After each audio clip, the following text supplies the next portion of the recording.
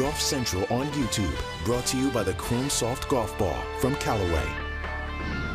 Hello everybody, I'm Cara Banks and this is your Golf Central update. We're through 3 rounds at the CJ Cup in South Carolina and it is Rory McIlroy who enters the final round with the lead. It was an eventful round for the Northern Irishman, highlighted by 2 eagles, 1 on each 9, holes 4 and 12. He ended up with a third round 67 and has that #1 ranking in the world well in his reach once again. After his round, Rory caught up with the media. You said kind of scrappy rounds. Does that kind of encapsulate how you kind of feel about the whole round in general? I think so. Like 3 birdies, 3 bogeys apart from the 2 eagles. So it wasn't terrible by any means, but it was. I felt like after I hit 3 really good shots into 7, 8, 9, 10. Even 11. I played that tough stretch pretty well, but after the eagle on 12, it was sort of a little scrappy. I had to get it up and down on 13, didn't get it up and down on 14. Nice birdie on 16, but then 17. It was just sort of not trying to. I felt I was trying to make birdies, but it just every time I took a step forward, I took a step back. But it was I guess it was just the way the course was set. The course was, played a little bit tougher today than the previous 2 days. What do you feel like made the course play that much more difficult? They moved a couple of tees back. 14, the par 3 was playing really long, especially with the pin on the back of the green. And then 17 was playing a lot longer today. I had 5 iron in there, so those 2 holes. 9 played a little longer. 6 played a bit longer, so just those tough par 4s just had a little more length to them. You talked early in the week about taking a run at #1 again, and you put yourself right in a great position. What's the excitement level for tomorrow? The ranking will just take care of itself if I do what I want to do. I mean, ultimately, I just want to win this golf tournament, and if I win the golf tournament, then everything will take care of itself. So for me tomorrow, I need to go out there. Sort of set myself a score that I want to shoot, try to do that. And if I, again, focusing on that, hopefully that ends up with a couple of things, a trophy and getting back to the top of the world rankings. But all I can focus on is going out and shooting a good golf score. And if I can do that, I guess that's all I can ask of myself. Kind of along those lines, winning does take care of everything. I'm just curious if you can think back to 10 years ago, going into the last day at the Honda, which is your first chance to do it. If your feeling then was different now that it's your potentially 9th time you've done your research. Yeah. So the week before Honda was the match play, and Hunter beat me in the final. So if I had won the final in that, I would have got to #1. So it felt like it was a second chance for me. So there's an excitement level of doing something for the first time that I think you're never gonna get back again. But again, it's still something that everyone out here would obviously be very, very proud of. So. And it's been a long journey from when I was #1 back in July of 2020. It's been 2 years and a bunch of stuff has happened, and so I think thinking back along it,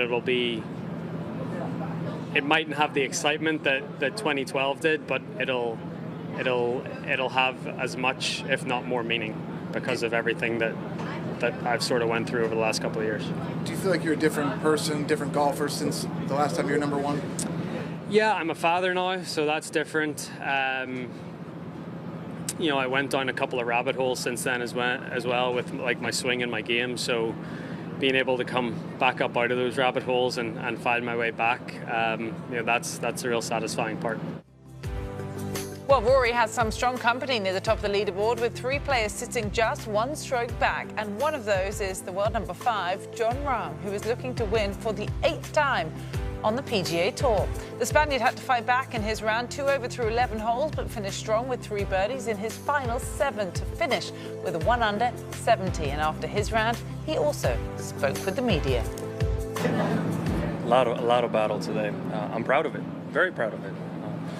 I mean, I'm standing on 12T. I think I was 4 back, with people looking at par 5s and the tee up on 15. I thought things could get ugly, but I just stayed on my own game and tried to make some birdies coming in and put myself in position for tomorrow, and put 2 great swings together on 12 and a couple good ones, some good ones coming in, a lot of other bad ones, but you know, I managed the round and was able to scrap a round of 70, which I guess is a lot of what this game is about, right? It's very easy when things are going your way. Today, nothing was really going my way, and to salvage that 1 under and be 1 back tomorrow is going to be nice. 1 back?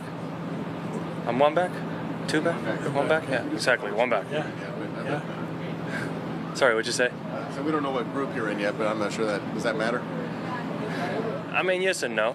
Grizzled veteran? This could be one of those things where for the public, they could put me and Rory on the final group, but I understand there's some rules and things like that, so I really don't know how things are going to go. I think Kurt teed off ahead of me, and he posted his score yesterday ahead of me, so maybe he's the one on the last group, but I really want to make the last putt just to make sure I was on the last group.